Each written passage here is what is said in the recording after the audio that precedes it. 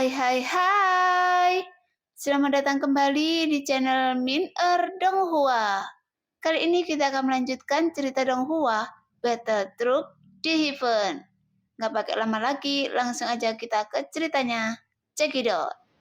Sekarang saya telah memuaskan suami dalam menginginkan segala hal. Jadi, kapan suami akan memuaskan saya?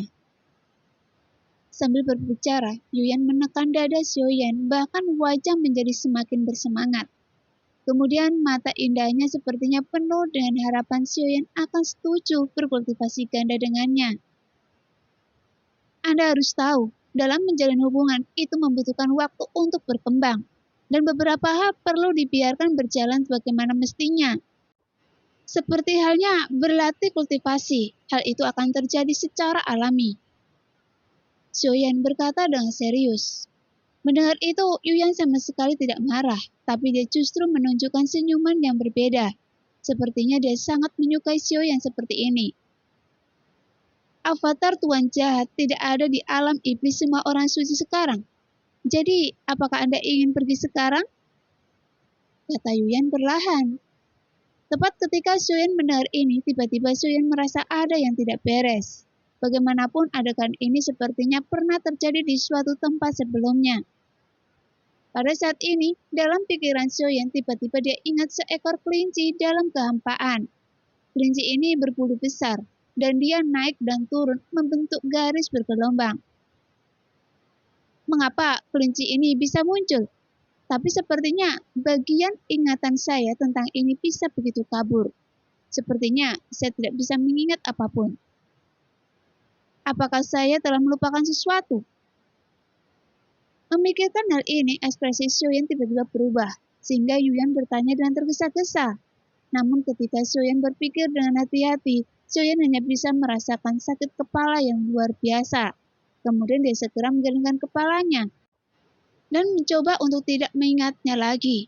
Hanya saja, kenangan di benaknya seperti air mendidih. Ia bergulir terus-menerus di kepala Xiaoyan. Ia membuat Xiaoyan tiba-tiba menjerit kesakitan. Kemudian Xiaoyan merobek lagi daging dan darah lengannya sampai memperlihatkan tulang putihnya.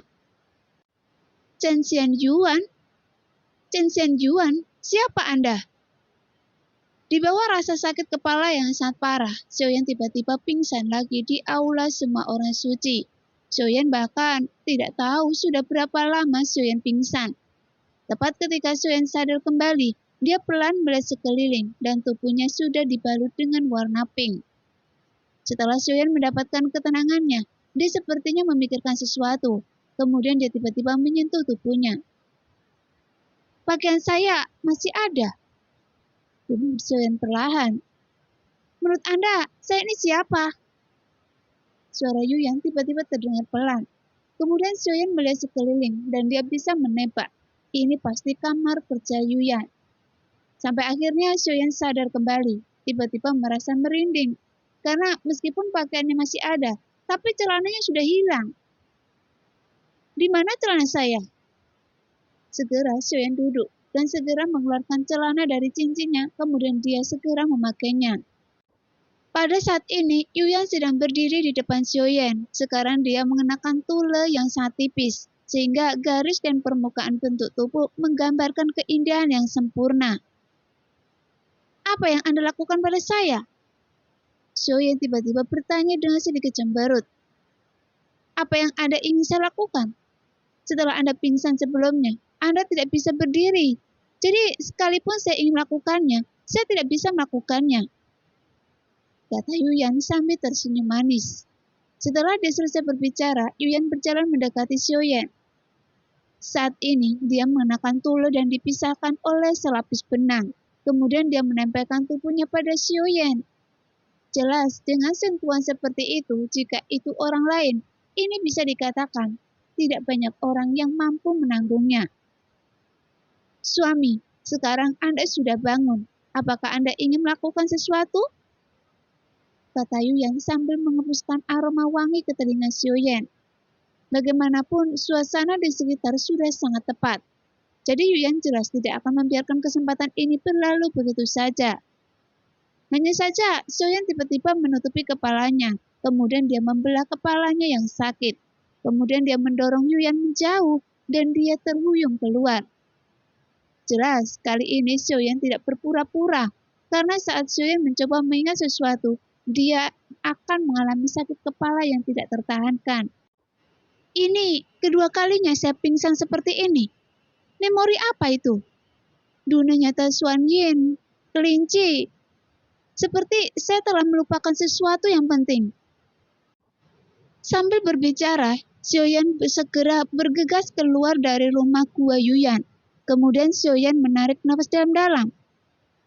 Suami, setelah Anda pingsan, Anda terus mengucapkan sebuah nama, dan nama itu sama dengan yang terukir di tulang lengan Anda, kata Yuyan sambil berjalan keluar. Setelah melihat kondisi Xiaoyan, dia juga tahu bahwa Xiaoyan tidak berpura-pura. Sebuah nama, apakah ada nama di tulang tangan saya? Mendengar apa yang dikatakan Yuyan, Xiaoyan juga cukup tercengang. Namun jika Yuyan tidak melihat ekspresi serius Xiaoyan, dia pasti akan mengira Xiaoyan berpura-pura. Tapi sekarang tampaknya Xiaoyan sepertinya tidak tahu. Jadi Yuyan hanya bisa menilai secara kasar. Xiaoyan tidak berpura-pura. Sebelumnya Anda menyebutkan nama Chen Xianyuan, dan saya sedikit familiar dengan nama ini. Sepertinya saya juga pernah mendengarnya di suatu tempat. Apakah dia istri Anda? Tanya Yuyan dengan serius. Chen Xianyuan, apakah dia istri saya? Setelah Xiaoyan mendengar nama ini, tiba-tiba seluruh tubuh Xiaoyan terguncang. Namun Xiaoyan merasa nama ini sangat familiar baginya. Hanya saja Xiaoyan tidak bisa mengingat sosok seperti itu dalam pikirannya. Jadi, meskipun dia merasa sangat familiar, itu juga menjadi aneh di benaknya. Memikirkan hal ini, Xiaoyan hanya merasakan sakit kepala yang luar biasa lagi. Kemudian dia menepuk kepalanya dengan keras. Melihat itu, Yuyan segera maju ke depan untuk menenangkan Xiaoyan. Karena itu adalah kenangan yang terlupakan.